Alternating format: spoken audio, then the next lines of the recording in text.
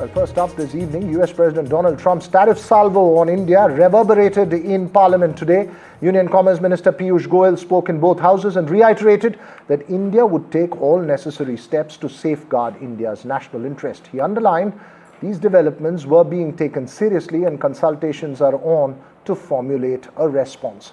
The statement in Parliament came amidst demands from the opposition for a debate on the issue.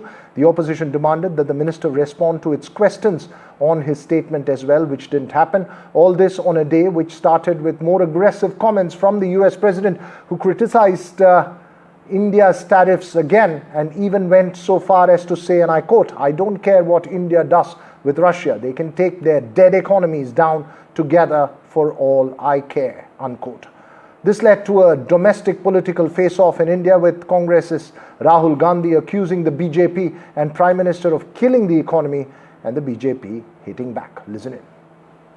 सरकार हालिया घटनाक्रम से होने वाले प्रभावों का परीक्षण कर रही है। वाणिज्य एवं उद्योग मंत्रालय निर्यातकों और उद्योग सहित सभी हितधारकों से संवाद कर इस विषय पर उनके आकलन की जानकारी ले रहा है। सरकार हमारे किसानों, श्रमिकों, एंटरप्रेन्योर्स, उद्यमी, निर्यातकों, सूक्ष्म, लघु और मध्यम उद्योगों और उद्योग जगत के सभी हितधारकों के कल्याण की रक्षा और संवर्धन को सर्वोच्च महत्व देती है। हम अपने राष्ट्रीय हितों को सुरक्षित करने और आगे बढ़ाने के लिए सभी आवश्यक कदम उठाएंगे। Like Mr. Modi, who is afraid to take Mr. Trump's name in the parliament and condemned the statement of Trump, again Piyush Goyal has shown that not even he has mentioned the word of Trump or the US government.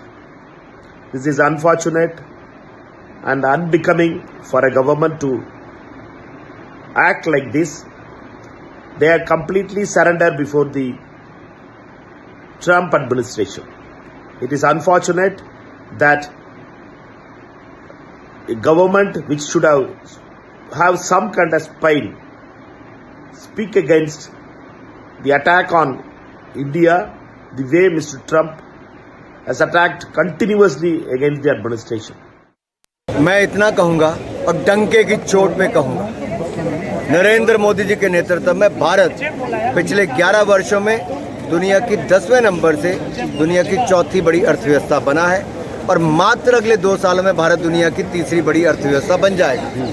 दुनिया की कोई ताकत नहीं रोक पाएगी, चाहे leader of opposition, जिनको हम अब LOB राहुल गांधी कहते हैं, लीडर अपोजिंग भारत, जितने मर्जी बयान दे ले, दुनिया भर में कोई भारत का विरोध करता है उसको पकड़ के वो भारत का भारत में विरोध करना शुरू कर दें। वो जितना मर्जी झूठ बोले उसका कोई असर नहीं पड़ने वाला। श्रीमान राहुल गांधी जी को मैं याद करवाऊंगा, लीडर अपोजिंग भारत को, कि UPA की सरकार में भारत दुनिया की 5 लड़खड़ाती अर्थव्यवस्थाओं में से एक थी। India was among the fragile 5 economies of the world.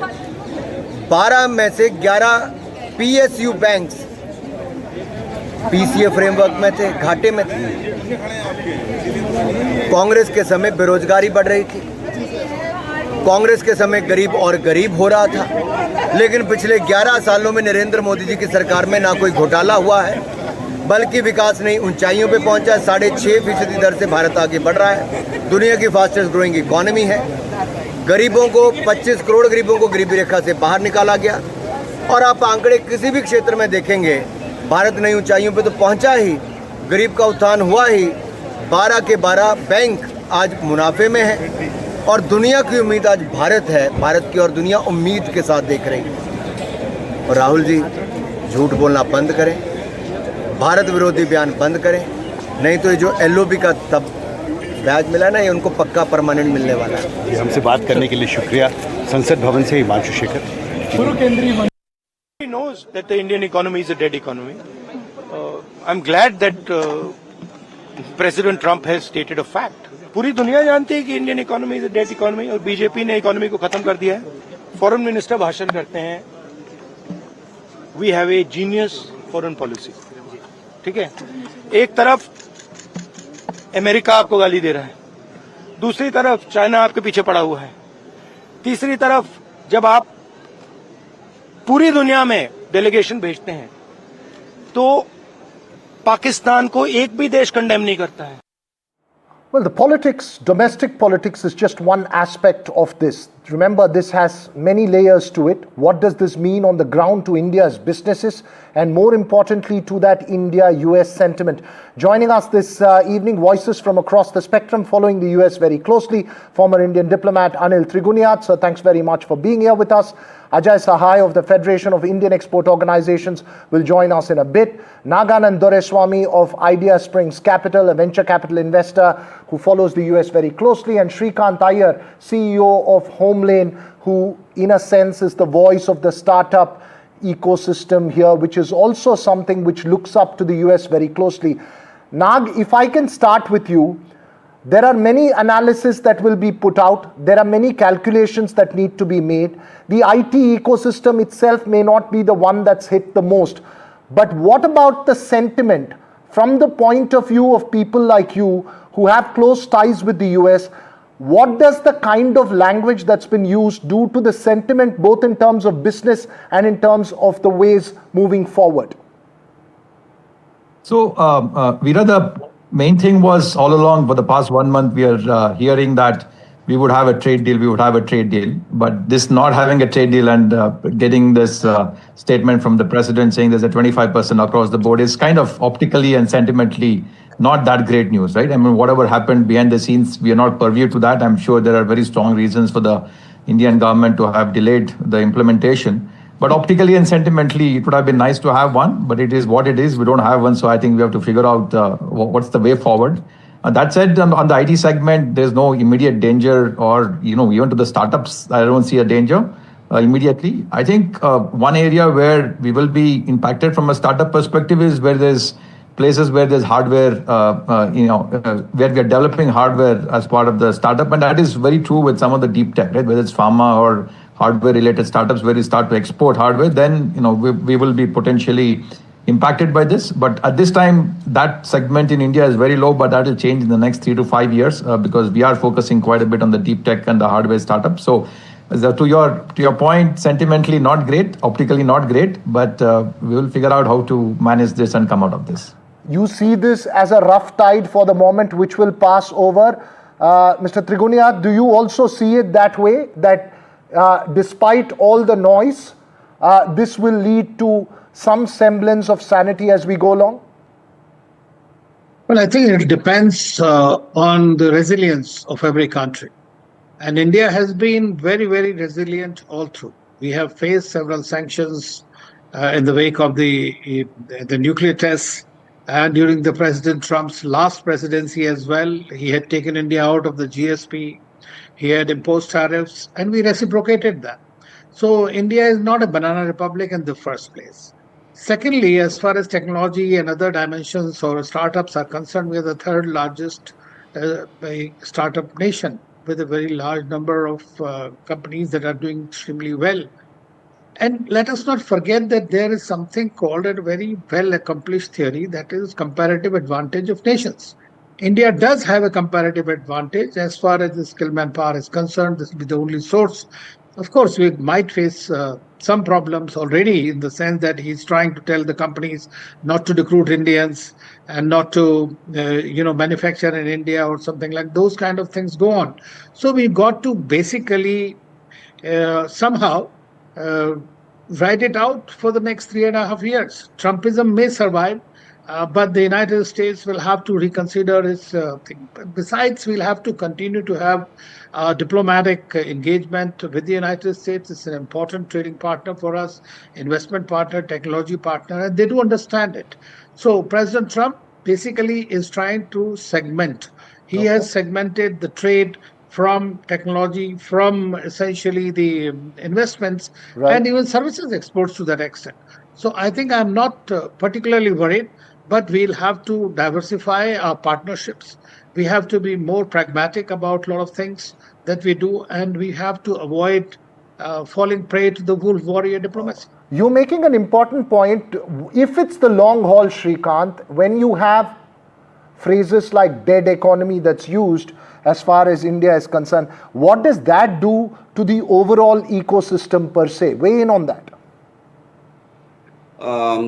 No, I think that I agree with Naganand's point that in the short term, there may not be any major negative impact. I don't want to comment on dead economy, etc., because I think I'm not an economist. I'm a startup founder.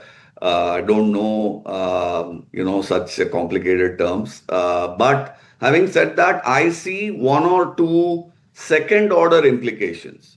And I'll tell you what I mean by that. Now, this 25% tariff is going to increase the price of Indian goods for many US companies, because of which they will stop or want to stop discretionary spending on IT services, which will come and hit us only back, because our IT services companies which are there, which are actually providing the services, may face some reduction of those. So to me, I think there is a secondary order effect which is coming in. By the way, keep in mind that these IT services companies already are under pressure because of AI and all the other jingbangs. So this is coming on top of that. The second one is, we don't know what Mr. Trump is going to do, frankly, tomorrow morning. I mean, nobody knows. Even he doesn't know, maybe. So, what he has done on goods may also come on services. Today, it's only on goods, these 25% tariffs. But if it comes on to services, then it becomes a serious problem for us. And I hope it doesn't go there. But that is one not so nice possibility for the... So you're making an important point there, Shrikant. Nag, while you say that, look, the optics are not great, we're talking of layoffs at big IT majors at the moment. As Shrikant points out, there are multiple headwinds that's being faced across the board. In this context, how much more difficult will it be for the Indian business ecosystem to deal with a situation of this nature? See, I think it's not only India. Even if you look at US in terms of graduates being hired, they are going to a serious correction right now. Any article you read, anything you read these days is saying we don't need entry stage engineers. We only need people who can first 2-3 years. It's all AI. So there's a strong correction even in the US, not just in India. But since India is very heavily dependent on it, it's accentuated in TCS or other people coming and saying we are probably have to make a strong correction.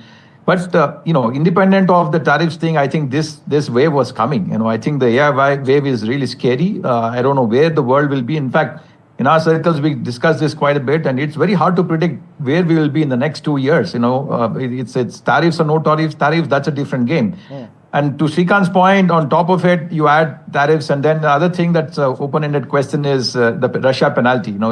Trump saying that there will be Russia penalty on top of it. We don't know what that means and what the implications are. So one has to wait and watch as to what that is, because we are saying 25% tariff plus Russia penalty. I don't know where that translates to. So one has to watch for that. Right. So it would have been nice to have this deal so that everything would be under the carpet by now. But I think there are more open questions. So next few weeks will be interesting. I hear that we're still negotiating. Hopefully there'll be some negotiation happen. How much hope would you actually have, Ambassador Trigoniath, at this stage? Well, there will be some kind of a deal. But the problem that we had already agreed to a deal on 6th of June. But then when this was put up to President Trump, he was not too happy about it. So it was sent back. And they want more market access and other things to India. And that's why he's trying to irritate India a little bit more and trying to put pressure on us. But at the same time, there are certain areas in which will be extremely difficult for India, like it is for Trump himself. Like he's trying to push the agriculture, GM and all that foods and everything onto India, which is his constituency. It does not contribute greatly to their economy. But for India, it becomes a red line. And because that's highly subsidized in their country. and they just want to push it into India. But that's something that is going to be very difficult. So we'll have to find somewhere where we can give in a little bit, because negotiation is always give and take. And therefore, I'm sure that the Indian negotiators will find a way to clinch some kind of a deal. In fact, on 25th August, that the team is supposed to be coming in looking at the broader trade pact. Right. Now, if we can't even agree on a mini trade deal, I don't know where we're heading for it. And secondly, Trump always, as you know, all the deals that he has signed so far, he wants some kind of a headline in that. So he is probably looking for a headline as far as India is concerned. That's what he has got.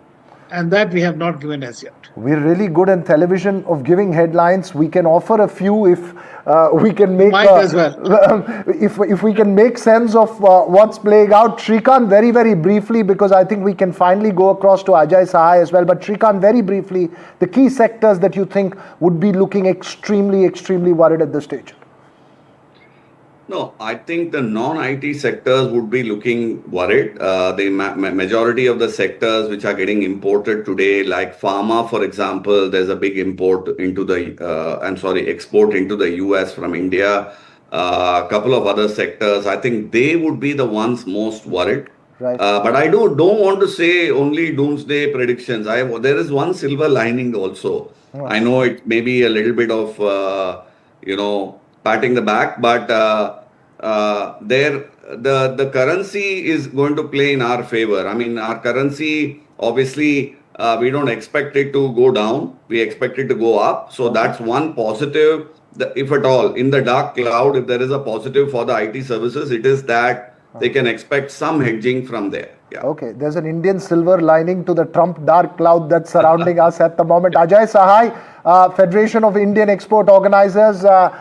Everyone's spoken. Perhaps you should be the one most concerned about it. Very briefly, just have the last word on this. What would be your key concerns and what's the outlook at the moment? Our key concern is we're still not certain what is the penalty duty. Once we know the penalty duty, probably the negotiation may start. What we are telling the exporter that this is a problem which is only temporarily. Probably by September, October, we will be able to firm up the BTA, and therefore, in this period, we have to look into in what way we can absorb the higher reciprocal tariff, so that even we have to execute the order at a little loss or lesser profit. Let us maintain the business relationship with the customer, and that once we have the BTA, probably we can work on that. So that's our take on that. On number of sectors, we are not very, very defensive. Probably since many of our competitors will have a higher tariff, we have to see to what extent we can leverage on that. So everything is not lost. We are hoping that BTA will be firmly in place by September, October, and this temporary problem will be addressed by the exporters. Right, it's a temporary problem, you say. Thanks to all four of you for joining us here on the Southern View this evening. We'll keep a close watch of how that plays out.